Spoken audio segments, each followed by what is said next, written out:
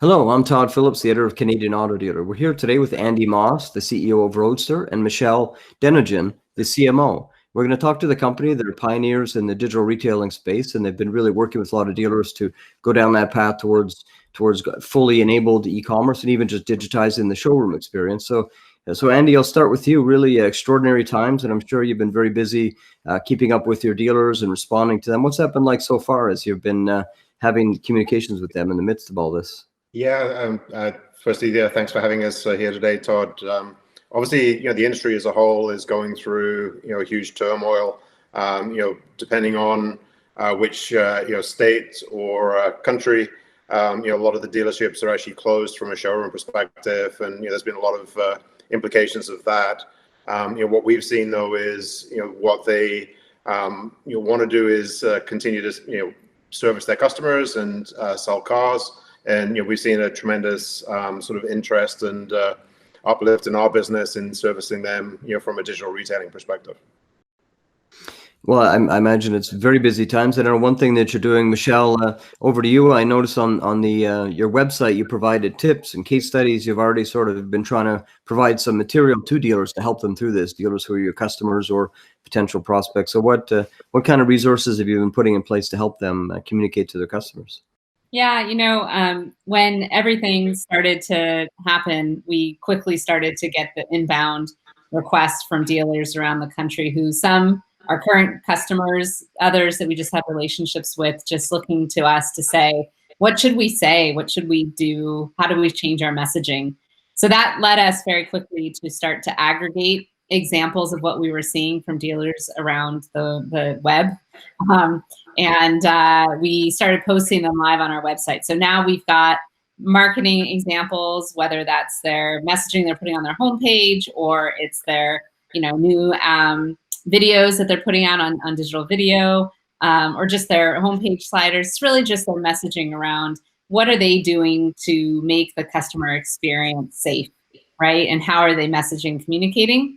And then last week we launched a best practices section, which goes through everything that we've heard from dealers around the country, whether that's, of course, what they're doing with online card sales, but it's also what are they doing from a staffing perspective, and what are they doing to make sure that their test drives and their home deliveries are safe. So we've got a whole section on best practices. We're also doing a live webinar every week. We're having dealer partners come on and talk about what their experience has been like, and just really, we're just trying to be a resource for the industry to make sure that we're all learning from each other and that we can be better together and kind of weather the storm together.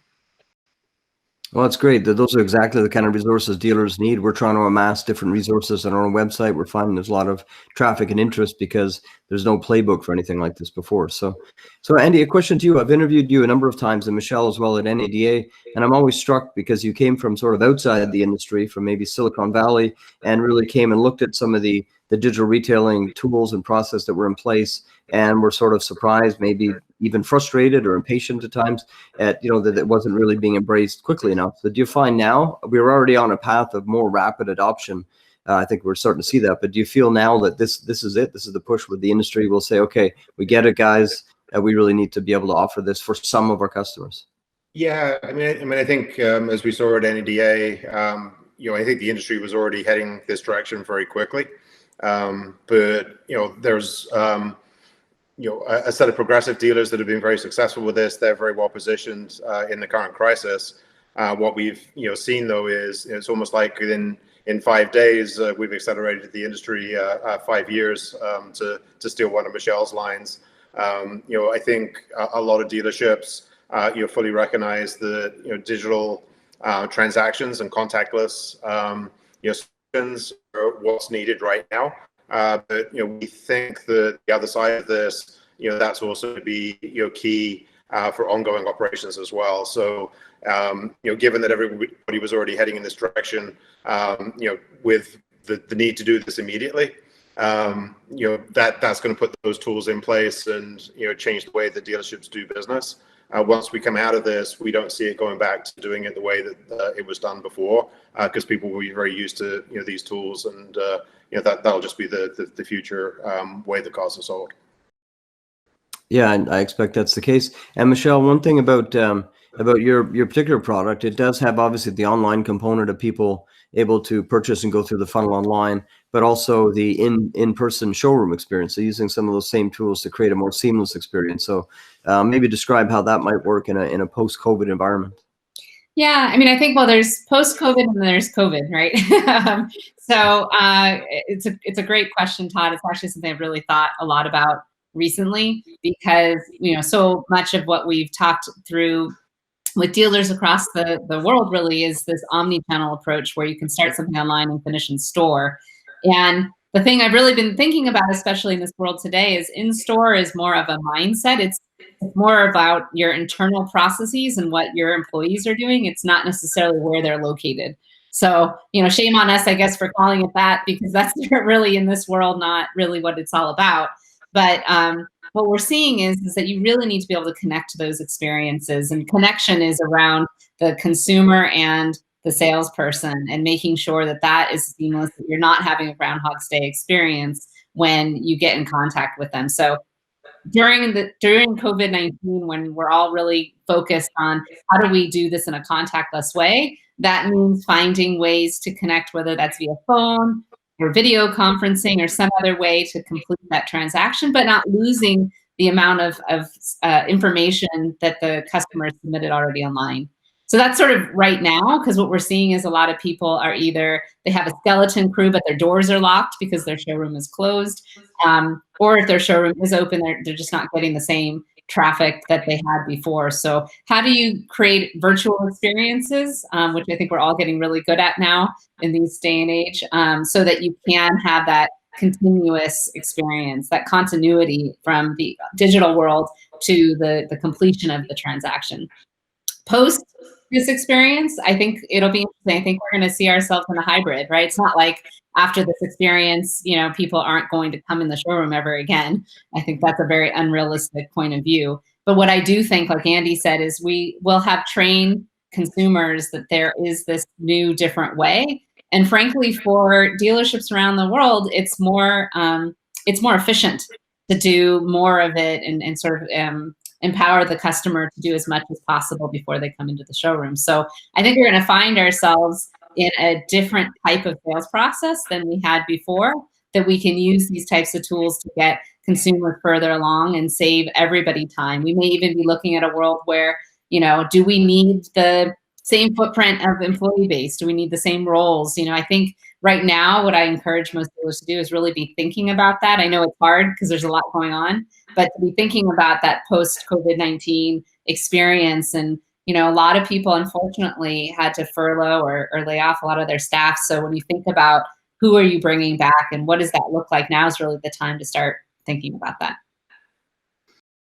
That's a great question. Just one quick follow-up to you, Michelle. I read a post you had on LinkedIn where you related some very personal experiences just about how the entire world was sort of digitizing around you. You mentioned your son getting his Boy Scout merit badges online, your daughter having virtual piano. So I think the whole world is sort of experiencing, even Airbnb actually just recently repositioned to offer experiences instead of rental units. So the whole world is kind of, you actually are, part of it, obviously automotive focused, but I guess how do you feel when you see the world around you kind of going down a similar path?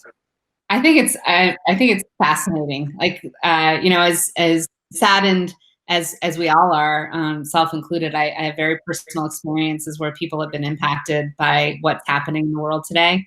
But I'm also fascinated by it. I see things like, teachers, as an example, really trying to figure out video conferencing and Google Classroom and think about how to teach, a 10-year-old class via, the internet.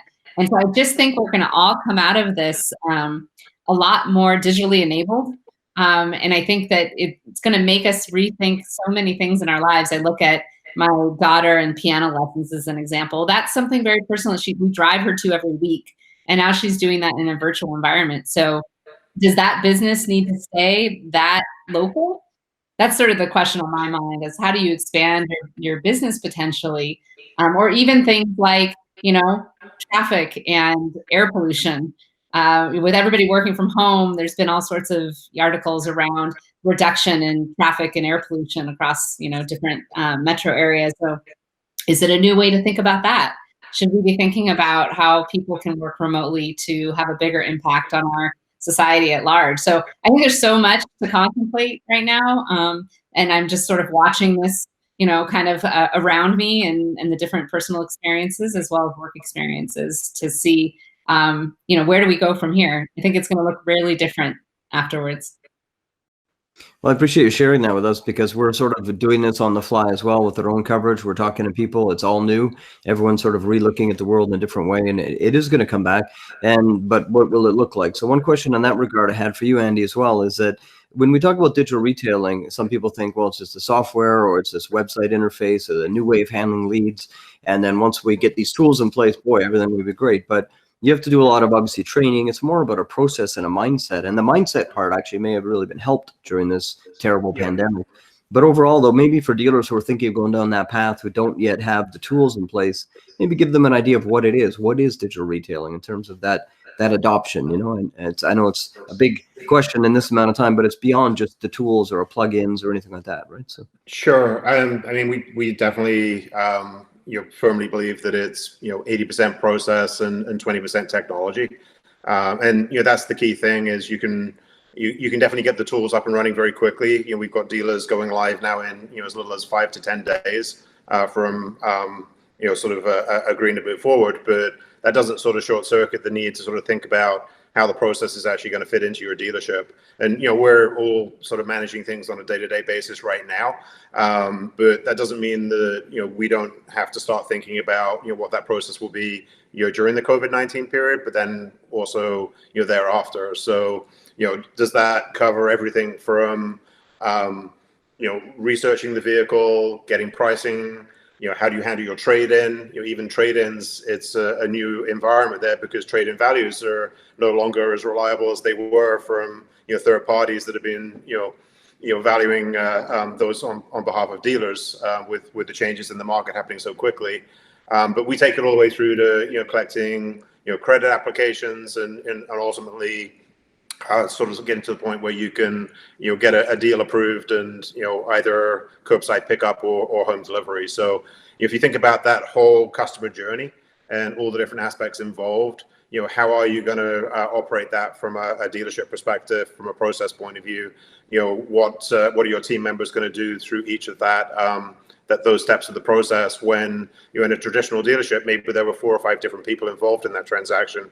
The trends we're seeing is that it's going much more to a one-touch model. In the digital world, when you're probably working with one person electronically and digitally at the dealership, you have to get to that one-touch model pretty quickly. Awesome. Hey, I appreciate both of you taking some time today to talk to us about it. It's a fascinating topic. This is evolving so quickly, and I hope to be able to touch base down the road as this continues to further chart the evolution of digital retailing, your tools and others, I guess, that are in the market. I think dealers are already well on this path, and I wish you continued success in helping them. I recognize, Michelle, you mentioned a personal note. I do forget at times in the midst of this. So this is, we're talking about the business strategy. That's very personal. It's impacting a lot of people. So kudos sir, for mentioning that, because that's a reminder to us all that this is a difficult personal time. But again, we have to kind of muddle our way through and try to provide positivity and some ideas for dealers beyond this, because their dealers in Canada and in the US are being impacted so dramatically. So we're trying to give them some tools and tips. So appreciate your time today. Yeah, and I mean, one last thing to add is, we're actually doing a webinar series every week that Michelle and Rudy, our COO, are hosting, and we have guests each week participating in that, from dealerships or sort of other industry players. And that's also been a great way to sort of get best practices and some ideas out there as well. So that's also on the Roadster.com website with the COVID-19 resources. So I'd also encourage your people who are interested to sign up for that as well. Appreciate that. One last word from you, Michelle. Yeah, I was just thinking about what you were saying about the human side.